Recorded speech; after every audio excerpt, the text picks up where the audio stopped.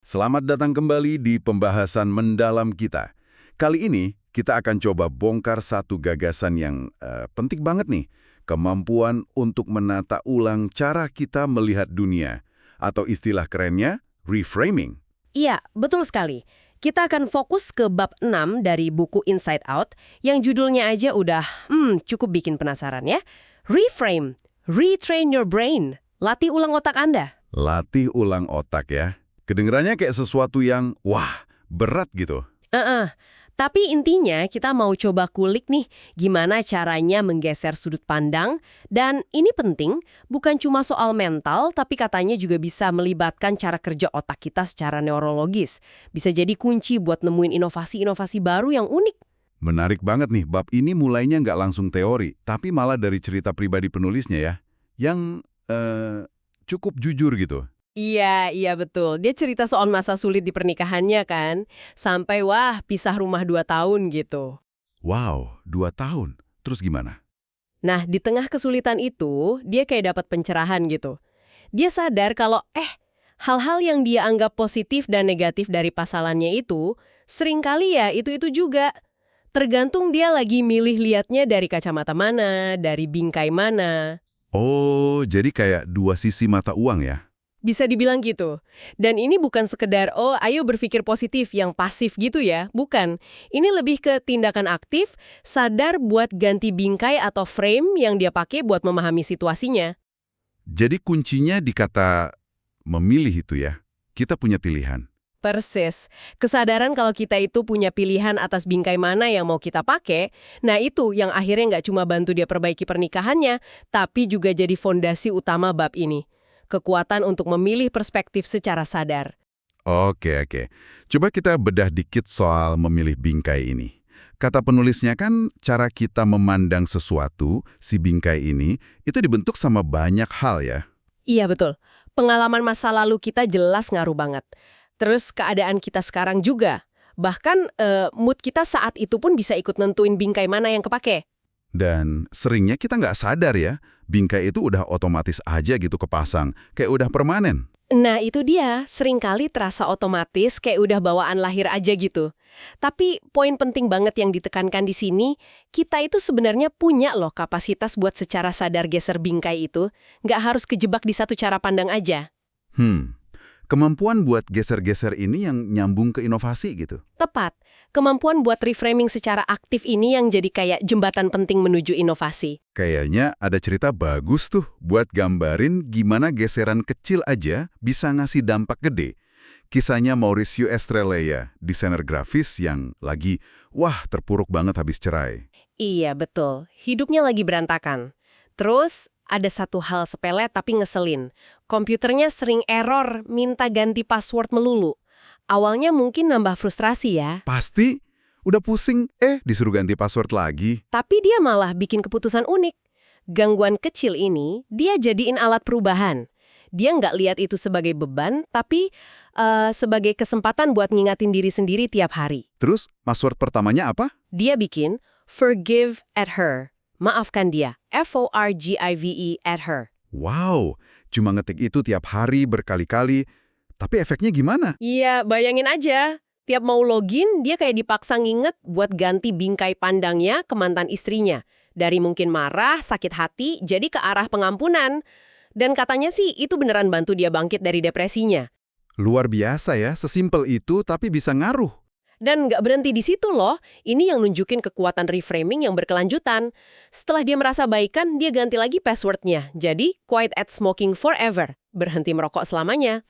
Dan berhasil juga. Berhasil. Terus ganti lagi, save for trip at Island. Nabung buat jalan-jalan ke Thailand. Dan ya tebak aja, dia akhirnya beneran berangkat ke Thailand. Gila. Ini benar-benar nunjukin kalau reframing itu bukan cuma konsep di awang-awang ya. Bisa jadi latihan mental praktis banget. Hal sekecil password aja bisa jadi pemicu perubahan kalau niatnya buat geser perspektif. Kayak ngelatih otot mental gitu ya. Betul. Nah, selain reframing yang disengaja kayak tadi, buku ini juga bahas gimana bingkai itu sering kerja tanpa kita sadari. Dan malah bikin salah paham. Ada konsep Mondegreen, pernah dengar? Mondegreen. Kayak apa tuh? Itu loh, fenomena kalau kita salah dengar lirik lagu. Sering kan? Oh, sering banget. Nyanyi pede, taunya liriknya beda jauh. Nah, itu dia. Itu terjadi karena otak kita otomatis ngisi bagian yang nggak jelas atau ambigu pakai ekspektasi kita, pakai bingkai yang udah ada di kepala. Contoh klasiknya si Sylvia Wright, itu waktu kecil dengar lirik "And laid him on the green", jadi "And Lady Mondegreen". Otaknya nyiptain Lady Mondegreen sendiri. Oke, paham. Dan ini nggak cuma soal lirik lagu dong ya? Kata atau bingkai kita sendiri, yang dibentuk sama pengalaman, asumsi kita, dan ya sering banget keliru. Wah, iya juga ya. Sering banget kita ngejudge orang gitu. Sering banget. Penulisnya kasih contoh pribadi lagi. Dia lagi rapat penting, terus lihat satu kolega cowok ngecek HP terus. Bingkai awal yang muncul di kepala penulis, wah nggak sopan nih orang, nggak ngehargain rapat. Langsung deh penilaian negatif. Padahal, Ternyata si bapak ini lagi nunggu kabar urgent dari rumah sakit. Anaknya lagi sakit kritis. Begitu fakta ini ketahuan, wah bingkai nggak sopan tadi langsung ambyar. langsung ganti total ya bingkainya. Langsung ganti, jadi gila, dedikasinya luar biasa. Masih bisa datang rapat penting padahal keluarganya lagi susah banget. Iya. Ini nunjukin banget betapa cepatnya bingkai kita bisa berubah. Dan betapa seringnya bingkai awal kita salah kalau ada info baru yang relevan. Wah, ini benar-benar bikin mikir ya, betapa subjektifnya realitas kita. Nah, ini nyambung ke inti argumen bab ini kan. Kenapa sih reframing ini penting banget, apalagi buat inovasi? Intinya gini, cara kita ngebungkus, cara kita membingkai sebuah masalah, itu bakal nentuin banget arah solusi yang kita pikirin. Kalau kita cuma lihat situasi sebagai masalah, ya solusinya gitu-gitu aja, reaktif. Tapi kalau kita bisa geser bingkainya, lihat sebagai peluang atau tantangan seru, nah pintu ke solusi yang lebih kreatif, lebih inovatif, itu baru kebuka lebar. Makin radikal geseran bingkainya, makin unik idenya, gitu. Tepat. Geser dikit, mungkin hasilnya perbaikan kecil-kecilan. Tapi kalau gesernya radikal banget, lihat dari sudut yang nggak kepikiran sama sekali, nah disitulah potensi terobosan, inovasi yang disruptif, bisa muncul.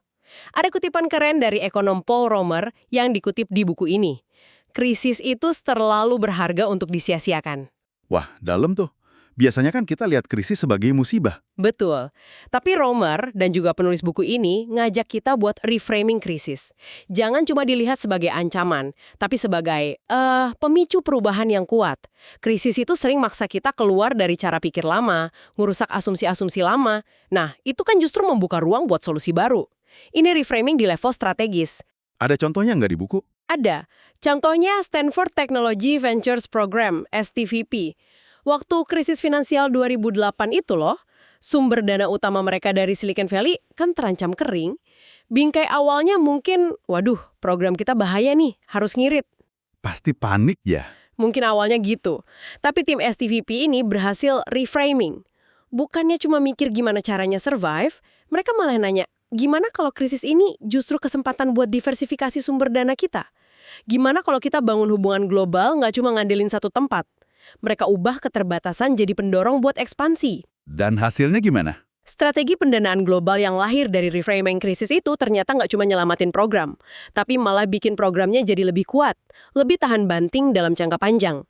Contoh bagus gimana ganti cara pandang soal situasi sulit bisa ngasilin strategi yang lebih oke. Ini jadi ingat kasus klasik Tylenol tahun 80-an itu ya.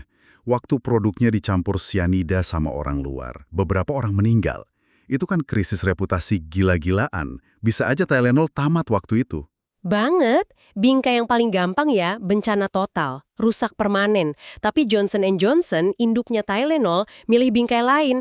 Mereka lihat tragedi ini, separah apapun itu, sebagai kesempatan, bahkan kewajiban buat nunjukin komitmen paling tinggi mereka ke keamanan konsumen, buat bangun lagi kepercayaan publik secara radikal. Makanya mereka narik semua produk Tylenol dari pasaran se-Amerika ya. Itu kan biayanya gede banget. Terus bikin kemasan baru yang anti rusak itu. Persis. Tindakan berani itu ya hasil langsung dari reframing yang mereka lakukan. Mereka nggak cuma ngatasin krisis, tapi ngubahnya jadi momen buat bikin standar baru soal keamanan produk dan tanggung jawab perusahaan. Jangka panjangnya, ini malah nguatin citra Johnson & Johnson. Krisis dijadiin kesempatan nunjukin integritas. Yang bikin bab ini makin keren, katanya reframing ini bukan cuma mainan pikiran ya. Ada dasar biologisnya. Katanya bisa latih ulang otak secara harfiah. Nyebut-nyebut homunculus sama fleksibilitas homuncular. Itu apa lagi tuh? Haha, iya. Istilahnya agak teknis ya. Tapi intinya gini, homunculus itu sederhananya kayak peta representasi tubuh kita di bagian otak yang ngurusin sensorik sama motorik. Peta ini unik, ukurannya nggak proporsional.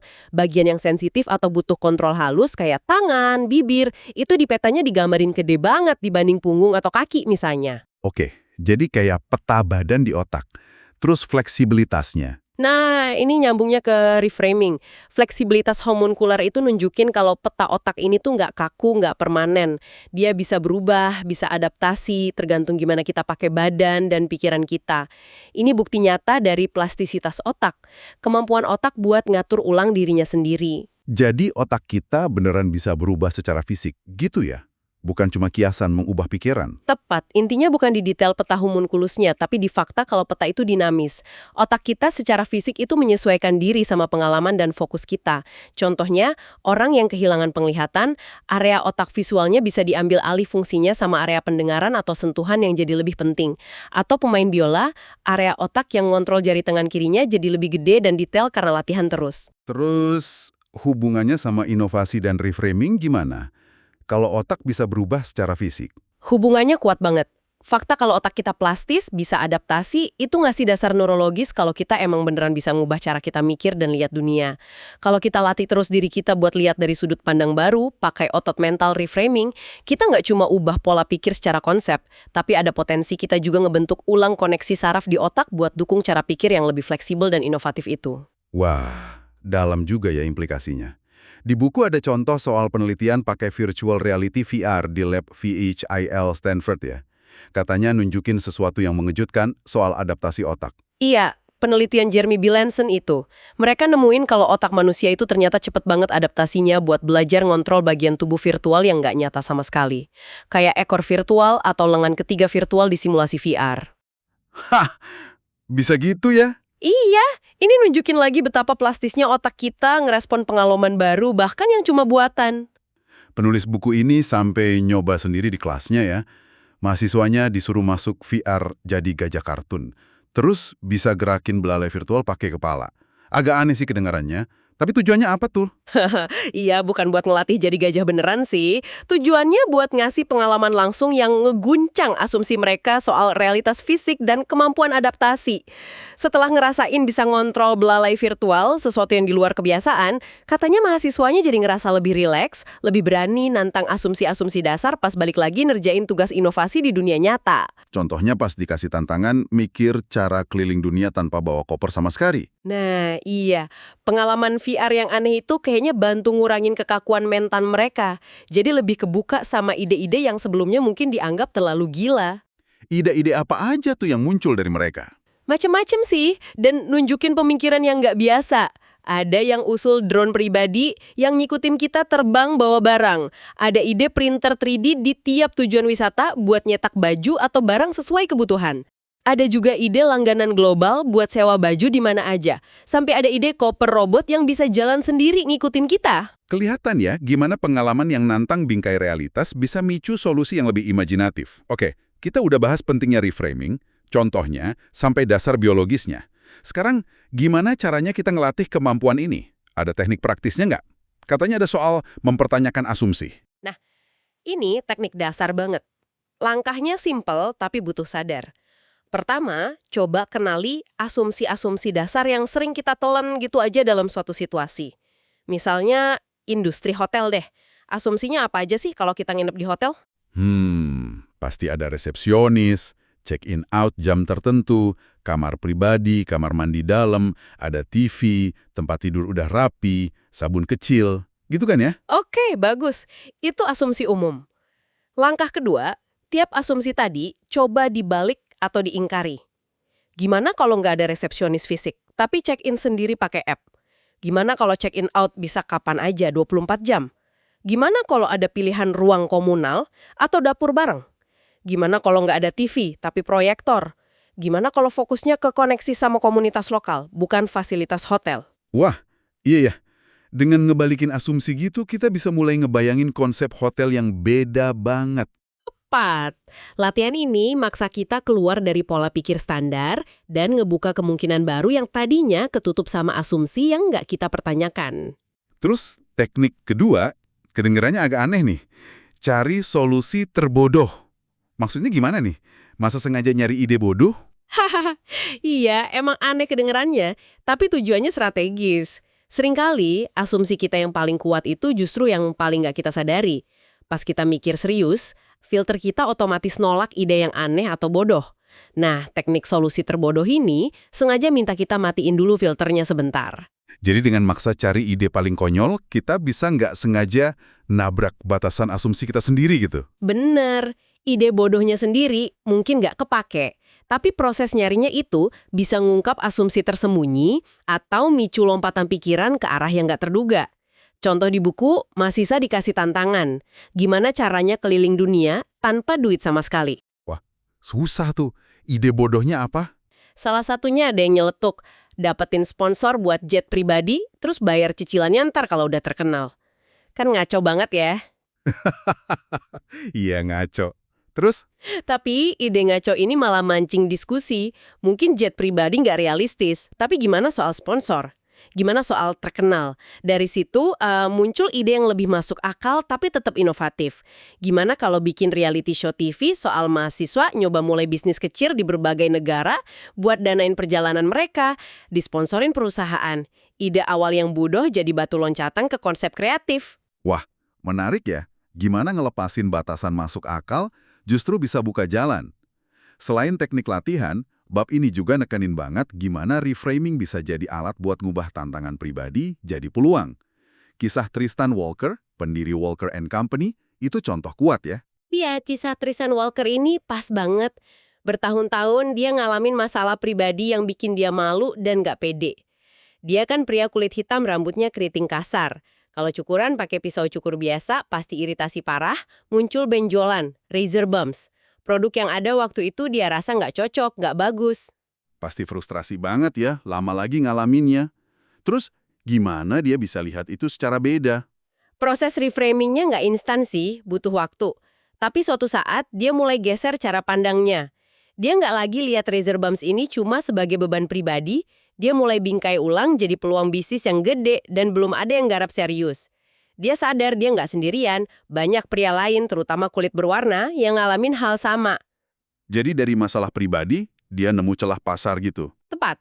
Frustrasi pribadinya jadi bahan bakar buat misi. Hasilnya, ya Walker & Company itu perusahaan yang fokus bikin produk perawatan premium, dimulai dari sistem cukur yang khusus dirancang buat kebutuhan orang kulit berwarna. Mereka nggak cuma jual produk, tapi juga ngasih edukasi cara cukur yang benar. Pengalaman negatif pribadinya jadi solusi positif buat banyak orang.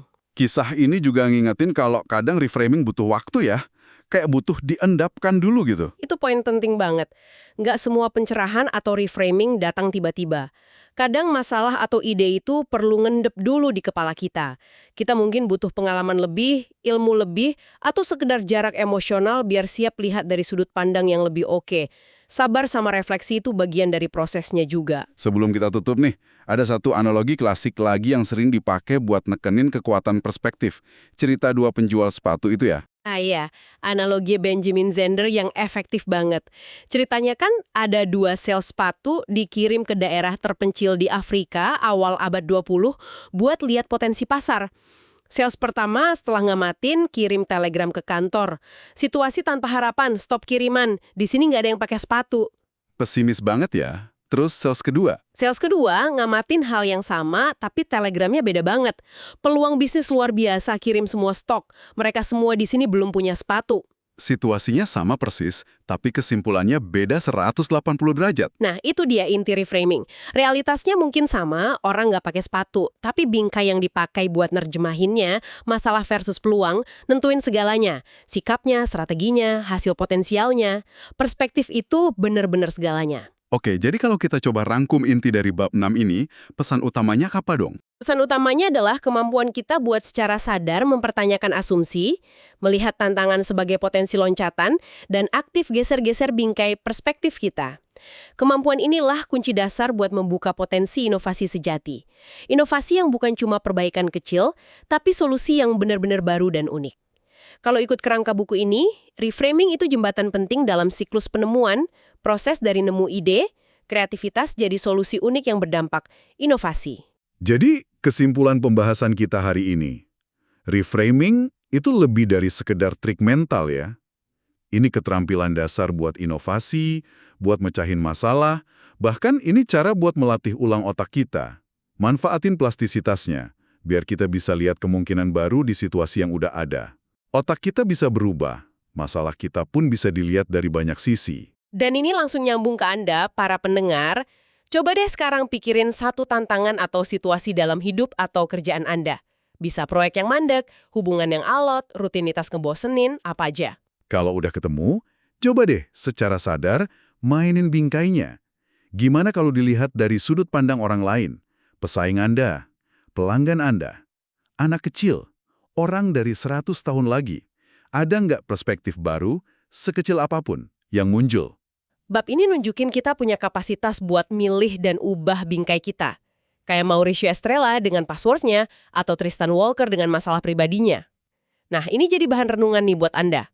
Jangan-jangan dengan melatih reframing kecil-kecilan tiap hari, misalnya cara Anda membingkai macet, jadi waktu dengerin podcast ini, atau kerjaan rumah, jadi latihan mindfulness, atau email nyebelin, jadi latihan sabar, kita bisa pelan-pelan bangun otot reframing kita. Dan otot yang terlatih ini mungkin nantinya bakal bantu kita hadapi tantangan hidup yang lebih gede dengan cara yang lebih fleksibel, kreatif, dan berdaya. Sesuatu buat direnungkan ya. Kalau mau langsung coba, bab 6 ada saran eksperimen kecil. Coba sikat gigi atau nulis pakai tangan yang nggak biasa. Cari cara bikin tugas yang nggak disuka jadi sedikit lebih seru. Atau, kayak mahasiswa tadi, coba pikirin cara paling gila buat capai tujuan Anda, terus lihat ada ide realistis gak yang kepicu dari situ. Siapa tahu geseran perspektif kecil hari ini jadi awal terobosan besar Anda.